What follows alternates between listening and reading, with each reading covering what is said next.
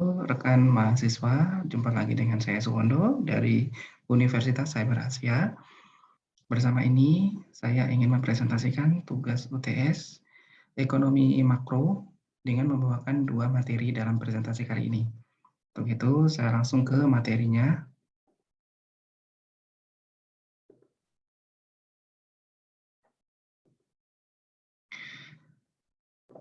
Di sini saya akan membawakan dua materi sekaligus dalam dua soal di UTS. Untuk yang soal pertama saya ambil dari soal nomor 3, di mana fungsi konsumsi suatu negara itu dinyatakan dengan C sama dengan 500 ditambah 0,8 IYD. Nah, pemerintah mengenakan pajak kepada masyarakat sebesar 20% dari pendapatan nasional. Investasi dan pengeluaran pemerintah sebesar 500 dan 1.000, untuk ekspor sebesar 800, dan impor adalah sebesar 10% dari pendapatan nasional. Di sini yang dipertanyakan adalah fungsi konsumsi untuk yang pertama, untuk yang kedua adalah pendapatan nasional keseimbangan, untuk yang ketiga adalah bagaimana kondisi ekspor dan impor atau neraca perdagangan negara itu surplus atau defisit. Nah, mari kita bahas. Diketahui fungsi C sama dengan 500 ditambah 0,8 YD. Untuk pajaknya itu adalah 0,2 Y atau 20% terhadap pendapatan. Untuk investasi sama dengan 500, untuk pemerintah sama dengan 1.000, untuk ekspor sama dengan 800, dan untuk impor sama dengan 0,1 Y atau 10% dari pendapatan. Nah, untuk jawaban yang pertama untuk fungsi konsumsi yaitu sama dengan C itu sama dengan 500 ditambah 0,8 YD. Ingat, di sini YD itu harusnya sama dengan pendapatan, namun karena ada pajak 20%, maka YD itu berubah menjadi Y, pendapatan dikurangi pajak. Nah, maka rumus untuk turunannya itu menjadi 500 ditambah 0,8 dikali Y dikurangi 0,2 Y. Nah, untuk menghasilkan C sama dengan 500 ditambah 0,64 Y. Nah, untuk jadi fungsi konsumsi itu adalah C sama dengan 500 ditambah 0,64 Y. Untuk yang kedua, pendapatan nasional keseimbangan, itu pendapatan atau Y itu sama dengan konsumsi atau C itu ditambah investasi, ditambah government atau pemerintah, ditambah X itu ekspor, dan dikurangi M itu impor. Nah, kita substitusikan untuk data-data yang diketahui di atas. C 500, investasinya 0,64 Y, C itu sama dengan 500 ditambah 0,64 Y, ditambah I sama dengan 500, ditambah G itu sama dengan 1.000, ditambah X sama dengan 800, dan dikurangi M sama dengan 0,1 Y. Nah, dari substitusi dari nilai-nilai di atas, kita bisa dapat nilai Y sama dengan 2.500 ditambah 0,54 Y. Akhirnya, kita dapat nilai adalah Y sama dengan 6.086,96. Jadi, pendapatan nasional keseimbangannya adalah 6.086,96. Nah, kita untuk Y sama dengan 6.086,96, kita substitusikan ke persamaan C untuk mengetahui nilai konsumsinya. C sama dengan 500 ditambah 0,64 Y, itu sama dengan 500 ditambah 0,64 dikali 6.086,96. Akhirnya menghasilkan konsumsi sama dengan 4.395,65. Untuk C, itu kita ditanya kondisi ekspor dan impor atau neraca perdagangannya. Nah, untuk mengetahui posisi neraca perdagangan, dia surplus atau defisit, kita harus tahu dua syarat. Yang pertama, apabila ekspor itu lebih tinggi daripada impor, maka kondisi neraca perdagangan adalah surplus. Nah, sementara kalau nilai impor itu lebih besar daripada nilai ekspor, maka kondisi neraca perdagangannya adalah defisit. Nah, untuk itu, karena nilai ekspor kita sudah ketahui 800, nah kita masukkan angka pendapatan ke persamaan impor. M sama dengan 0,1 Y, itu sama dengan 0,1 dikali 6.086,96. sama dengan 608,70. Di sini kita bisa bandingkan angka ekspor 800 itu lebih tinggi daripada angka impor 600 yang hanya 608,70. Jadi kita bisa tarik kesimpulan kondisi neraca perdagangan adalah surplus dikarenakan ekspor lebih tinggi daripada nilai impor. Kita lanjut ke soal nomor 4.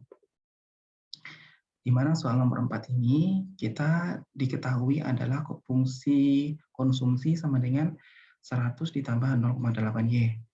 Di mana kita di sini diminta untuk mengisi kotak-kotak yang kosong.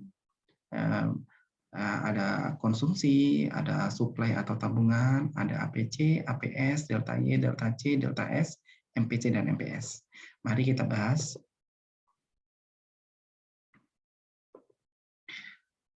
Nah, saya di sini sudah mengisi, tapi saya coba untuk menjabarkan sebagai catatan angka indeks yang menunjukkan angka indeks di bawah ini itu menunjukkan posisi sel dalam tabel di atas. Jadi supaya tidak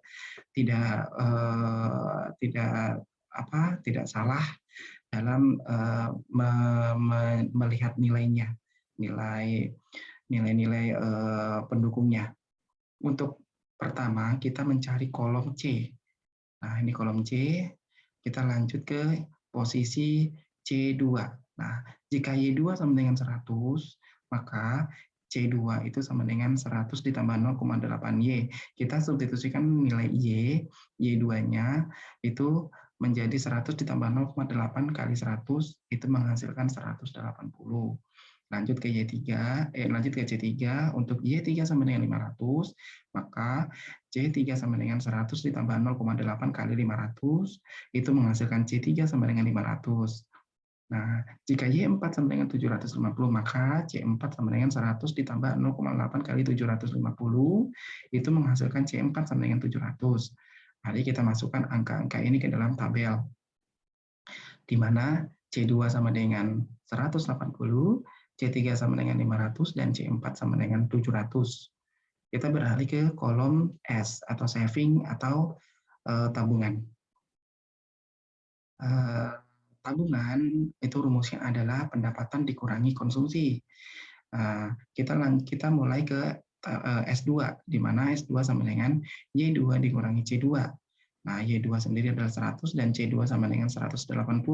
Maka S2 sama dengan 100 dikurangi 180 menghasilkan minus 80. Lanjut ke S3, itu sama dengan Y3 dikurangi C3, itu sama dengan 500 dikurangi 500, S3 sama dengan 0. Lanjut ke S4, itu S4 sama dengan Y4 dikurangi C4, sama dengan 750 dikurangi 700, S4 sama dengan 50. Nah, di sini nilai kita substitusikan lagi ke kolom S. Kolom S, S2 itu sama dengan min 80, S3 0, dan S4 50. Kita lanjut ke APC. APC itu sama dengan konsumsi dibagi dengan pendapatan. Nah, untuk APC 1 sama dengan C1 dibagi Y1 sama dengan 100 dibagi 0, itu menghasilkan angka yang tidak terhingga. Untuk APC 2, itu sama dengan C2 dibagi Y2, itu sama dengan 180 dibagi 100, itu menghasilkan 1,8. Untuk APC 3, itu sama dengan C3 dibagi Y3, itu sama dengan 500 dibagi 500, sama dengan APC 3 sama dengan 1. Untuk APC 4, itu sama dengan C4 dibagi Y4, itu sama dengan 700 dibagi 750, itu menghasilkan 0,933. Kita substitusikan ke dalam tabel APC. Untuk APC 1 sama dengan angka nilai tak terhingga, APC 2 1,8, APC 3 1, dan APC 4 0,933. Kita lanjut ke APS. APS itu rumusnya adalah tabungan atau S itu dibagi dengan pendapatan. Nah, APS sama dengan APS 1 sama dengan S1 dibagi Y1, itu sama dengan min 100 dibagi 0 menghasilkan angka yang tidak terhingga. Untuk APS 2, itu S2 dibagi Y2, itu sama dengan min 80 dibagi 100 menghasilkan 0,8. Untuk APS 3, itu S3 dibagi Y3, itu sama dengan 0 dibagi 500, itu sama dengan 0. Untuk APS 4, itu adalah S4 dibagi Y4, itu sama dengan 50 dibagi 750, itu menghasilkan 0,066. Kita masukkan ke dalam tabel APS. APS 1 itu sama dengan angka tidak terhingga, APS 2 sama dengan min 0,8, APS 3 sama dengan 0, dan APS 4 0,0667. Kita lanjut ke delta Y. Delta Y itu merupakan perubahan dari pendapatan. Nah, kita lanjut ke delta Y1. Karena posisi delta Y1 belum ada perubahan, maka rumus dari delta Y1 sama dengan Y1 dikurangi Y1. Sama dengan 0 dikurangi 0, sama dengan delta Y1 sama dengan 0. Untuk delta Y2, itu rumusnya adalah Y2 dikurangi Y1.